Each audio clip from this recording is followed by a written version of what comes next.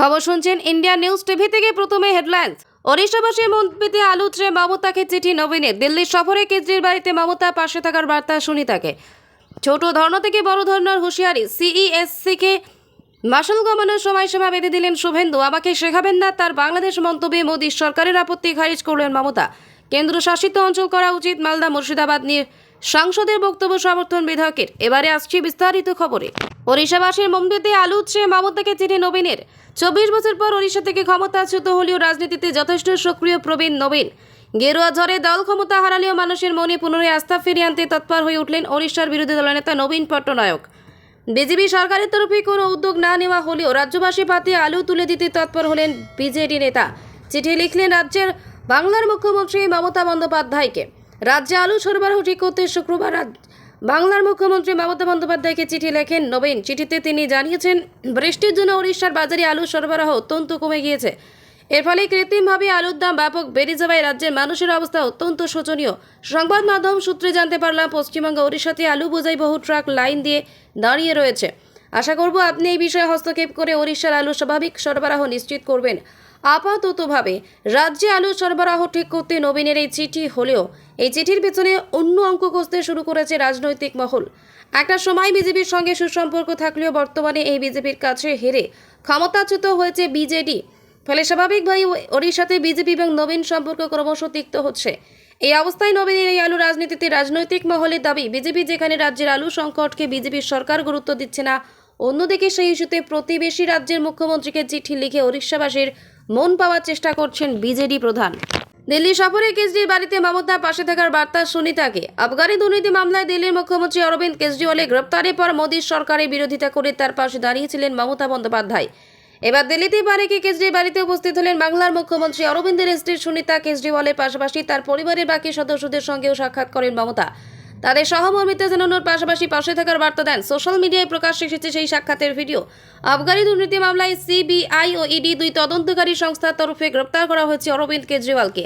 ইডির মামলায় জামিন পেলেও সিবিআই মামলায় এখনও তিহারবন্দি মুখ্যমন্ত্রী। এই পরিস্থিতিতে নীতি আয়োগের বৈঠকে যোগ দিতে অত্যন্ত অল্প সময়ের মধ্যে মমতা বন্দ্যোপাধ্যায় দিল্লির সফর এবং সেই সফরে কেজরির পরিবারের সঙ্গে সাক্ষাৎ করতে তার বাড়িতে সফর। রাজনৈতিক দিক থেকে তো বটেই, ব্যক্তিগতভাবে তিনি যে কেজরির পাশে রয়েছেন সেই বার্তা দিতেই এই সফর। এদিকে কেজরির বাড়িতে গিয়ে সকলের খোঁজ খবর নেন মমতা। দীর্ঘক্ষণ আলাদাভাবে কথা বলেন সুনিতার সঙ্গে। সুনিতার পাশাপাশি কেজরিওয়ালের বাবা মা উপস্থিত ছিলেন। বাংলা নেত্রীকে অভ্যর্থনা জানাতে উপস্থিত ছিলেন আপ নেতা রাঘব চাড্ডাও। ছোট ধর্না থেকে বড় ধর্নার হুঁশিয়ারি। সিইএসসিকে মাসুল কমানোর সময়সীমা বেঁধে দিলেন শুভেন্দু। কলকাতা হাইকোর্টের অনুমতি পেয়ে শুক্রবার ধর্মতলায় সিইএসসির প্রধান দফতর ভিক্টোরিয়া হাউসের সামনেই ধর্নায় বসেছিল বিজেপি। সেই কর্মসূচিতে যোগ দিয়ে রাজ্যের বিরোধী দলের নেতা তথা নন্দীগ্রামের বিজেপি বিধায়ক শুভেন্দু অধিকারী বড় কর্মসূচির হুঁশিয়ারি দেন। বিদ্যুতের মাসুল না কমালে আগামী দিনে আবারও ভিক্টোরিয়া হাউসের সামনে ধর্না দেবেন বলেও জানান তিনি। তবে এবার একদিন নয়, টানা 5 দিন ধরে ধর্নায় বসবেন বলেও জানান শুভেন্দু। বিদ্যুতের মাসুল বৃদ্ধি নিয়ে গত সোমবার প্রতিবাদ কর্মসূচির সিদ্ধান্ত নিয়েছিল বিজেপি, কিন্তু পুলিশ সেই কর্মসূচির অনুমতি দেয়নি। পরে তা নিয়ে কলকাতা হাইকোর্টে মামলা করেন বিজেপি নেতা তমগ্ন ঘোষ। আদালত বিজেপিকে ধর্নার অনুমতি দেয়। শুক্রবার দুপুরে মুরলীধর সেন লেন থেকে মিছিল করে ধর্মতলায় এসে পৌঁছান বিজেপি নেতৃত্ব। সেই মিছিলের সামনে সারিতে ছিলেন শুভেন্দু। তারপর ভিক্টোরিয়া হাউসের সামনে ধর্নায় বসেন তারা। সেই কর্মসূচিতে থেকে রাজ্য সরকার এবং সিইএসসিকে একযোগে আক্রমণ করেন শুভেন্দু। শুক্রবার তিনি মনে করিয়ে দেন, বিদ্যুতের মাসুল কমানোর দাবিতে শুরু হওয়া আন্দোলন এখনই থামবে না বিজেপি। তিনি বলেন, এই আন্দোলন শুরু হলো সবে। আগস্ট মাসে সিইএসসি কোল এলাকায় বিক্ষোভ চলবে। এবার আর 1-2 দিন বা 2-1 ঘন্টার জন্য বিক্ষোভ নয়, লাগাতার 5 দিন ধর্না চলবে বিজেপি।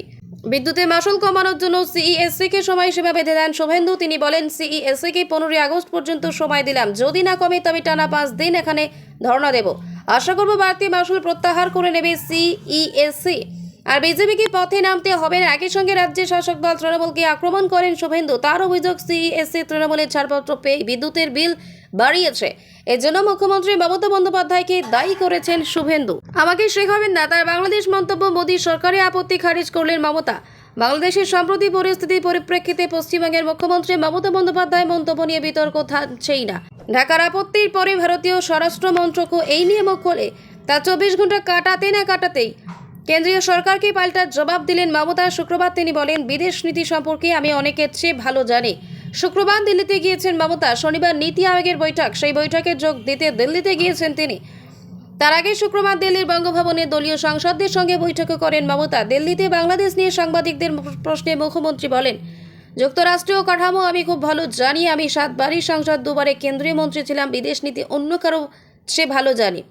তাদের আমাকে শেখানো উচিত নয়, বরং তাদের পরিবর্তিত ব্যবস্থা থেকে শেখা উচিত। 21শে জুলাইয়ের মঞ্চ থেকে বাংলাদেশের সাম্প্রতিক অশান্তি প্রসঙ্গে মমতা জানিয়েছিলেন, পড়শি দেশ থেকে কেউ পশ্চিমবঙ্গের দরজায় এলে তিনি ফেরাবেন না। তবে সেই সঙ্গেই তিনি জানান, এই বিষয়ে বেশি কিছু বলতে পারবেন না, কারণ বাংলাদেশ একটি স্বতন্ত্র দেশ। এই নিয়ে কিছু বলার থাকলে ভারত সরকার বলবে বলে উল্লেখ করেন তিনি। কিন্তু মমতার এই মন্তব্য নিয়ে সুর চড়ায় বিজেপি। তাদের দাবি, রাজ্যের মুখ্যমন্ত্রীর এই বিষয়ে মন্তব্য করার এখতিয়ার নেই।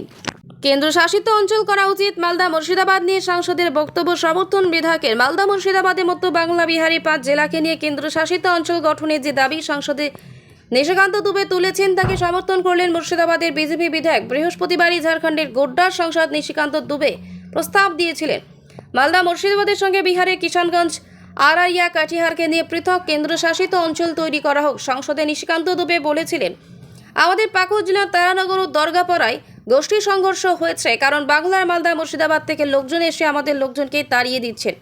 গ্রামের পর গ্রাম হিন্দু শূন্য হয়ে যাচ্ছে। এটা অত্যন্ত গুরুতর ব্যাপার।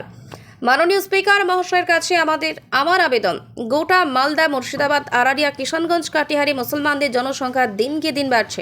তাই সেখানে কেন্দ্রীয় সরকারের হস্তক্ষেপ করা উচিত। আমাদের আবেদন, মালদা, মুর্শিদাবাদ, কিষানগঞ্জ, আরারিয়া, কাটিহারকে নিয়ে পৃথক কেন্দ্রশাসিত অঞ্চল তৈরি করা হোক। সেখানে এনআরসি লাগু করা হোক। কেন্দ্রশাসিত অঞ্চল তৈরি করা না হলে হিন্দুত্বের অস্তিত্বই থাকবে না। মুর্শিদাবাদে বিজেপি বিধায়ক গৌরীশঙ্কর ঘোষ বলেছেন। পার্লামেন্টের সাংসদ নিশিকান্ত দুবে দাবি জানিয়েছিলেন, ঝাড়খণ্ড, বিহার এবং পশ্চিমবঙ্গের কিছু অঞ্চলকে নিয়ে কেন্দ্রশাসিত অঞ্চল তৈরি করা হোক। আমি আগেই কেন্দ্রীয় স্বরাষ্ট্র মন্ত্রকের কাছে এই আবেদন জানিয়েছিলাম। আমি বলেছিলাম যে মুর্শিদাবাদ এবং মালদায় যেভাবে অনুপ্রবেশ ঘটছে তাতে নিরাপত্তা বিঘ্নিত হওয়ার সম্ভাবনা রয়েছে। তারা আমাদের দেশকে ফের ভাগ করতে চায়। সেই শক্তি বাংলাদেশ হয়ে ভারতে মুর্শিদাবাদ এবং মালদায় প্রবেশ করছে, সারা দেশে ছড়িয়ে পড়ছে। প্রশাসন একেবারে নির্বিকার। প্রশাসন দলদাসের মতো কাজ করছে। যে রাজনৈতিক দল বাংলায় রয়েছে তার মূল লক্ষ্য হলো যে কোনোভাবে ক্ষমতায় টিকে থাকা। দেশের নিরাপত্তার কথা তারা ভাবে না। এখন দেশের নিরাপত্তার স্বার্থে যদি মুর্শিদাবাদ, মালদা, ঝাড়খণ্ড এবং বিহারের অংশ নিয়ে কেন্দ্রশাসিত অঞ্চল করা হয়, তাহলে দেশের নিরাপত্তা সুরক্ষিত থাকবে। মুর্শিদাবাদ জেলা বাঁচবে, মালদা জেলা বাঁচবে। গৌরীশঙ্কর ঘোষ জানিয়েছেন, তিনি 2022 সালে কেন্দ্রীয় সরকারকে এই ইস্যুতে চিঠি দিয়েছেন।